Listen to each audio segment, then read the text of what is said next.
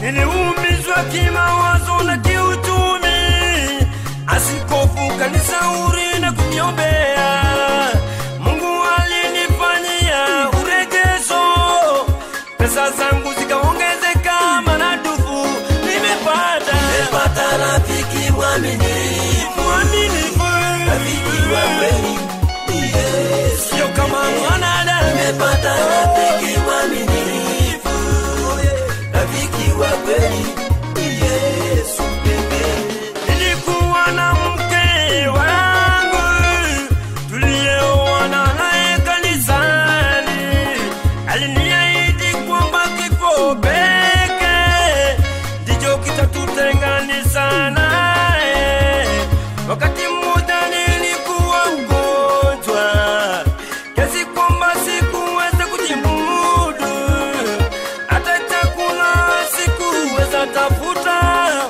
Wafadhili wote nao sikuwapata tena. Huyu mke aliyeniita sweetheart aliamua kunikimbia, mimi nikabaki pweke, sina yoyote wa kuniwaza. Mtumishi mmoja akaja kuniombea, baada ya kukimbili nikapona.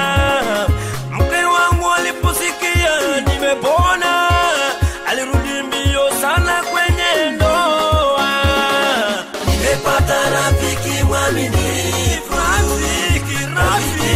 rafiki Yesu pekee. Nimepata rafiki mwaminifu, rafiki wa kweli, Yesu pekee. Alaaniwe yule mtu amtegemea mwanadamu na kumfanya kinga yake, njia zako zikiwa sambamba na Yesu, ataamrisha maadui wakupende.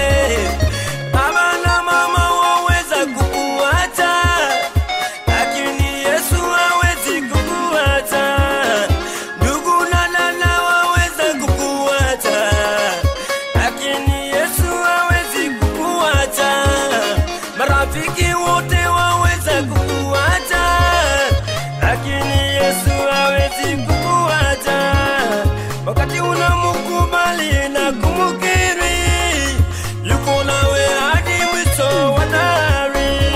Anajua shauku la moyo wako, anazijua njia zako zote.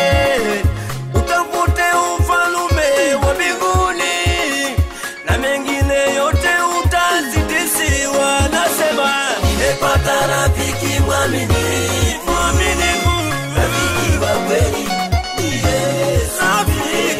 Nimepata rafiki mwaminifu, rafiki wa kweli, Yesu. Hawezi kumwacha. Nimepata rafiki mwaminifu, hata ukiwa umekufa, rafiki wa kweli,